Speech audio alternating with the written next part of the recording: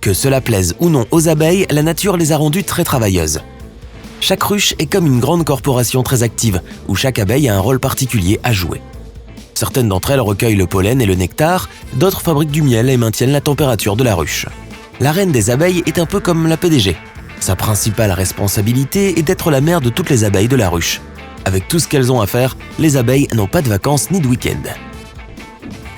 Avoir des enfants n'est pas de tout repos pour les manchots empereurs. La femelle manchot pond d'abord un seul œuf après un long voyage. Elle peut parcourir jusqu'à 80 km pour atteindre un endroit approprié. Elle remet ensuite l'œuf au pingouin mâle et part en mer pour se nourrir. Le mâle garde l'œuf bien au chaud. En fait, le père couve l'œuf pendant près de 64 jours. C'est monsieur maman. Il peut même s'occuper du bébé dans les premiers jours suivant l'éclosion jusqu'à ce que sa mère revienne avec de la nourriture. C'est ensuite le tour du mâle d'aller se nourrir pendant quelques semaines en mer. Les deux manchots continueront à se partager la garde des enfants et la recherche de nourriture jusqu'à ce que le petit devienne indépendant. Les vers de terre passent toute leur vie à creuser des tunnels dans le sol. Les agriculteurs devraient vraiment remercier ces travailleurs pour leurs activités souterraines, car les galeries que les vers de terre construisent contribuent à enrichir la terre en air et en eau. Les vers aident également les plantes en leur fournissant des minéraux sous forme de nutriments provenant du sol. Ces simples créatures font donc un travail important, mais c'est un travail difficile pour les vers de terre eux-mêmes. Certains pourraient dire que les termites sont le pire cauchemar d'un propriétaire, mais ces experts en démolition sont vraiment utiles dans la nature. Les insectes peuvent manger le vieux bois et le transformer en terre riche. À l'intérieur de leurs énormes colonies, les termites sont divisés en groupes, chacun d'eux effectuant un travail particulier. Comme pour les abeilles, la reine des termites donne naissance à la progéniture de toute la colonie. Mais les termites ouvriers sont peut-être les plus occupés. Ils collectent la nourriture, s'occupent de la progéniture et construisent le nid. C'est la seule caste de termites capable de transformer la cellulose en nourriture. C'est pourquoi elle nourrit tous les autres termites. Dis bonjour aux médecins maritimes.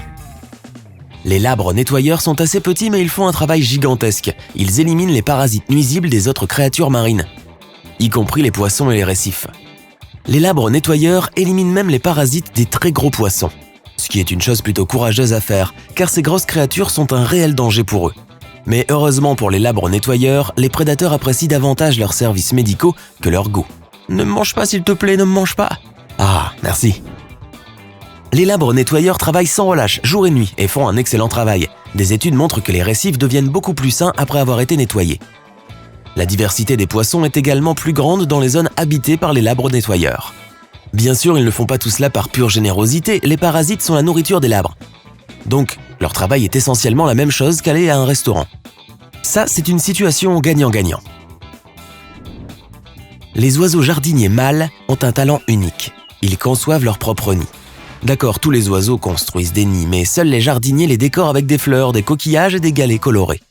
Mais toute cette beauté n'est pas seulement pour leur propre plaisir. Les mâles utilisent leur talent de designer pour attirer les femelles dans leur luxueuse maison. Hé beauté, tu veux voir mon nid douillet ? Les oiseaux font aussi une danse pour draguer. Comme la compétition est rude, les jardiniers font vraiment de leur mieux pour impressionner une partenaire potentielle. Bien que les lions soient souvent appelés rois des animaux, ce sont en fait les lionnes qui font tout le vrai travail. Alors que le travail des mâles est de protéger leur famille, les femelles s'occupent à la fois d'élever les petits et de nourrir tous les membres de la tribu. Et c'est un travail vraiment difficile. Le lion mâle moyen a besoin d'environ 7 kg de viande par jour. Ce sont donc les femelles qui font la plus grande partie de la chasse, bien qu'elles soient en fait plus petites et moins puissantes que les mâles. Mais les lionnes ont un avantage important. Elles peuvent courir environ 30% plus vite que les lions. Voici les ingénieurs de la nature, les castors. Ces mammifères aux dents si longues prennent leur maison très au sérieux. Tout d'abord, les castors construisent des barrages, des barrières spéciales qui les protègent des prédateurs. Les barrages sont généralement faits de boue, de pierre et de bois. Les castors rongent un arbre au niveau de son tronc, puis cassent le bois en petits morceaux et le portent entre leurs dents. Ils sont prêts à répéter le travail si nécessaire. Si leur barrage est détruit, les castors peuvent le reconstruire du jour au lendemain. Lorsque tout est prêt, les castors impatients commencent à construire leur maison, que l'on appelle des huttes. Ce sont des bâtiments très sophistiqués avec un système de ventilation, des entrées sous-marines et une chambre d'alimentation où ils stockent de la nourriture pour manger pendant l'hiver. Les fourmis ont la réputation d'être les créatures les plus travailleuses du monde. Leur organisation sociale stricte et la division du travail sont la clé de leur réussite dans leur travail collectif. Les fourmis vivent presque partout sur Terre, à l'exception de l'Antarctique et de quelques îles éloignées. Les chiffres parlent d'eux-mêmes, les fourmis pourraient représenter jusqu'à 15 à 25% de tous les êtres vivants sur la terre ferme. Mais malgré l'activité intense des colonies de fourmis, certaines petites créatures font une pause de temps en temps. Les scientifiques ont déjà observé le comportement de plusieurs centaines de fourmis provenant de 5 colonies différentes. Les résultats ont montré qu'environ 40% d'entre elles étaient occupées à ne rien faire. Ils ont divisé les fourmis en 4 groupes. Les marcheurs, des individus qui passent la plupart du temps à errer autour de la fourmilière, les butineuses, celles qui effectuent des tâches en dehors du nid, les infirmières qui se spécialisent dans les soins aux jeunes, et enfin les inactifs, les individus paresseux.